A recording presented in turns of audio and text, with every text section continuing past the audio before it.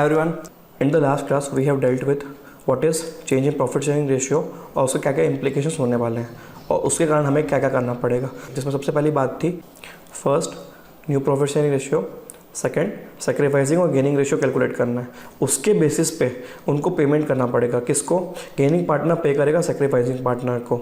जिसने share loose किया उसको पैसा मिलेगा और जिसने शेयर गेन किया वो पैसा देगा। Third point done. Fourth point क्या था? ट्रांसफ़र ऑफ रिजर्व्स, पुराने पार्टनर्स को ओल्ड रेशियो में रिजर्व्स बांट दो। फिफ्थ पॉइंट, जो भी एसेट लाइबिलिटी उसकी अगर वैल्यू ऊपर नीचे हुई है तो उसका प्रॉफिट कैलकुलेट करो और डिस्ट्रीब्यूट कर दो among the partners. Six point, capital adjustment. अब सबसे पहला वाला पॉइंट स्टार्ट करते हैं, new profit sharing ratio. New profit sharing ratio किस किस तरीके से आ सकता है क्वेश्चन में, उसकी बात करेंगे। सबसे पहले हम इंडिविजुअल एक एक स्टेप सीखेंगे, फिर हम कंबाइंड सीखेंगे। सबसे पहला केस बहुत इजी कि आपको नया प्रॉफिट शेयरिंग रेशियो दिया ही हुआ है तो आपको कुछ भी नहीं करना है। New profit sharing ratio is given, very easy, no need to do anything. A and B are partner sharing profit in the ratio 1:1। They decided to share future profit in the ratio 3:2। अब इस पर आपकी कोई मेहनत ही नहीं है, question में दिया हुआ है, सबसे बेस्ट केस यही है। नेक्स्ट केस पे चलते हैं। Share of one partner is given. देखो एक पार्टनर का शेयर उन्होंने स्पेसिफाई किया हुआ है। Share of that partner whose share is given is fixed, ठीक है, उसको फिक्स मान लो। बचे हुए शेयर को बाकी वाले पार्टनर्स में बांट देंगे। Step one, take his share from total share. पूरे बड़ी सी केक में से अगर बोला है कि इसको आधी केक देनी है तो दे दो, बची हुई केक को बाकी वाले पार्टनर्स में बांट देना। A and B are partners sharing profits equally. They decided to admit C, मतलब सी एक नया पार्टनर आ रहा है। It was decided that in future C will get 1/4, तो सी का स्पेसिफाई कर दिया उसने कि उसको 1/4 चाहिए ही चाहिए। Share of profit, calculate the new PSR। Suppose total share है, इसको आप 4 भाग में बांट दीजिए।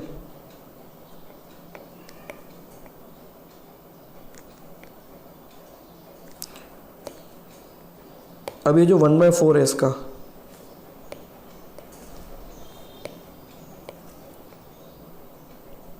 ये 1/4 पार्ट, ये किसको चाहिए? ये बोलता है कि सी को चाहिए। तो बचा कितना? 1 2 3, 3/4 बचा। अब ये किसके लिए? Remaining partner in their old sharing ratio, ठीक है। तो ये जो टोटल प्रॉफिट है इसको हम एक मानेंगे, पूरा कंप्लीट प्रॉफिट जो है उसको एक मानना है। Total is 1। Let total profit is equal to 1। अब आप अगर सी को 1/4 दे दोगे तो ए और बी के लिए क्या बचेगा? That is remaining profit which is 1 - 1/4। 1 मतलब कंप्लीट प्रॉफिट और 1/4 तो सी लेके जा रहा है, तो बाकी दोनों के लिए क्या बचेगा? एलसीएम करके माइनस कर लीजिए। फ्रैक्शन का आई थिंक आपको याद होगा कि कैसे प्लस माइनस करते हैं, और नहीं है तो थोड़ा देख लो। 4, यहाँ पे जो 1 है उसको डिनोमिनेटर 4 करना है तो ऊपर नीचे 4 मल्टीप्लाई कर देते हैं। 4 - 1 इज इक्वल टू 3/4। तो ये किसके लिए बचा? ए और बी के लिए, जिसको ये आपस में उनके ओल्ड रेशियो में डिवाइड करेंगे। तो ए का शेयर कितना हुआ? 3/4 रिमेनिंग शेयर है, उसका हाफ ए को मिलेगा। सिमिलरली बी का 3/4 रिमेनिंग शेयर है, उसका हाफ बी को मिलेगा। और सी का शेयर 1/4 ऑलरेडी दिया हुआ है। तो ए का शेयर कितना हुआ नया? 3/8, बी का 3/8। अब ये रेशियो क्या है? 3/8, 3/8 और 1/4। इसको अगर रेशियो के फॉर्म में लिखना हो तो सबका डिनोमिनेटर सेम होना चाहिए। तो ए और बी का डिनोमिनेटर सेम है बट सी का 1/4 है, तो इसको 1/8 में कन्वर्ट करते हैं। तो डिनोमिनेटर अगर 8 करना है तो 4 × 2 नीचे करना पड़ेगा, × 2 ऊपर करना पड़ेगा, तो ये हो जाएगा 2/8। अब ये रेशियो आप लिख सकते हो रेशियो के फॉर्म में, 3:3:2। This is the new PSR, मतलब प्रॉफिट शेयरिंग रेशियो। नेक्स्ट ऐसा भी हो सकता है कि जब सी आ रहा है तो बता रहा है कि ए से कितना लेने वाला है वो और बी से कितना लेने वाला है। यहाँ पे सी का डोमिनेटिंग पावर होगा तभी ऐसा कर सकता है। ठीक है, वो बैकग्राउंड की बात है, क्वेश्चन में दिया होगा कि सी ने ए से कितना शेयर लिया और बी से कितना शेयर लिया। तो अगर डायरेक्टली स्पेसिफाई किया हुआ है कि सी ए से सपोज XYZ कुछ भी शेयर ले रहा हो तो डायरेक्टली उससे माइनस कर दो आप ए के शेयर से। सिमिलरली अगर बी का स्पेसिफाई किया हुआ है कि सी बी से कितना शेयर लेगा तो आप बी के शेयर से उतना माइनस कर दो और दोनों का ऐड करके सी का शेयर बना दो। Simple. Share of given partner is fixed. Ratio in which that share is taken from other partner is also given. Take the specified share from that partner. Example: A and B are partners sharing profit and losses equally. C is admitted into the firm for 1/4 share in the profits which he takes from A and B in 3:2. मतलब क्या C को 1/4 मिलेगा। अब इस 1/4 का कुछ part A देगा और कुछ पार्ट बी देगा। तो ए कितना देने वाला है? 1/4 का 3/5 और बी कितना देने वाला है? 1/4 का 2/5। 3/20 एंड 2/20। तो ए का जो है ओल्ड शेयर कितना है? इक्वल, विच इज 1/2 अगर दो पार्टनर है तो, माइनस वो कितना देगा जिसको सेक्रीफाइस बोलेंगे, ये 3/20। 1/4 का 3/5 विच इज 3/20। 3/20 दे रहा है वो सी को। सिमिलरली बी का भी पुराना शेयर 1/2 था लेकिन वो 2/5 दे रहा है किसका? 1/4 का, ये वाला 1/4 का 2/5 तो विच इज 2/20। तो अपने शेयर में से 2/20 निकाल के दे रहे हैं सी को और सी का शेयर जितना ये दोनों दे रहे हैं दोनों को मिला के हो जाएगा 3/20 प्लस 2/20। एक्चुअल वाला निकाल लेते हैं, आता तो होगा आपको। Into 10 10 minus 3, similarly 10 minus 2/20 and your 5/20 already दिया हुआ है। This is 7/20, this is 8/20 and this is 5/20। सबका डिनोमिनेटर सेम है तो आप इसको रेशियो के फॉर्म में लिख सकते हो। New PSR is equal to 7:8:5। This is done. Next, ऐसा भी हो सकता है कि उसकी पावर बहुत कम थी और उसने आके रिक्वेस्ट किया था कि मुझे पार्टनरशिप में ले लो। तो ए और बी बता रहे हैं कि कौन कौन कितना कितना शेयर सेक्रीफाइस करना चाहता है। मतलब ए बताएगा कि वो अपने शेयर में से कितना शेयर सी को देगा और बी बता रहे हैं कि वो अपने शेयर में से कितना शेयर सी को देगा। पिछले बार सी ने बोला था कि मैं ए से इतना लूँगा और बी से इतना लूँगा।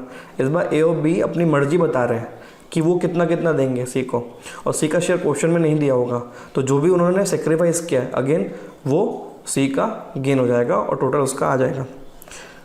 Share of profit that remaining partners are willing to give is given. कौन कौन कितना कितना देगा। Total of share given by remaining partner is equal to share of that partner. A and B are partners sharing profits in the ratio 3:2। उनका profit already चल रहा था 3:2। They decided to admit C as a partner.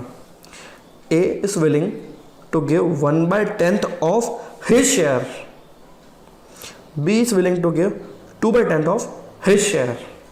अब ये जो his share है अपने share का 1/10, मतलब एक का जो सेक्रीफाइस है वो कितना दे रहा है उसको सी को, उसका शेयर कितना है 3/5। ये इसका 1/10 दे रहा है तो इसका 1/10 कितना हुआ 3/50। मतलब वो अपने 3/5 में से 3/50 निकाल के दे रहा है सी को। सिमिलरली अगर आप बी का देखोगे तो बी का सेक्रीफाइस कैसे आएगा, मतलब बी कितना दे रहा है, बी का शेयर कितना है 2/5। अब वो अपने शेयर का 2 बाय अपने शेयर का 2/10 ऑफ हिज शेयर, तो उसके शेयर का 2/10 कितना हुआ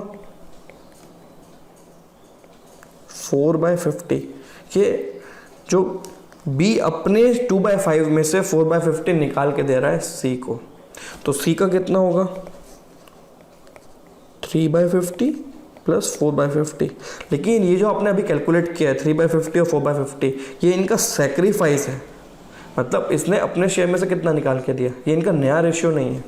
तो नया रेशियो अगर निकालना हो तो आप कैसे करोगे, आप सीधा सीधा लिखो ओल्ड माइनस सेक्रीफाइस। ओल्ड में से जितना उसने छोड़ दिया उसके बाद जो बचेगा वो उनका न्यू रेशियो है।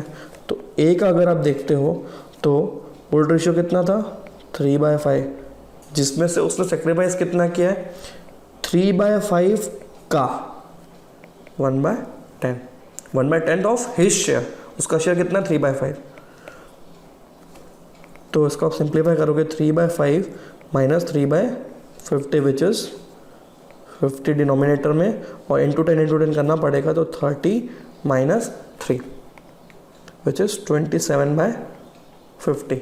सिमिलरली बी का जो शेयर था वो पुराना शेयर 2/5 था, उसने जो सेक्रीफाइस किया है वो अपने शेयर का 2/5 का 2/10 सेक्रीफाइस किया है विच इज़ 2/5 माइनस 4/50।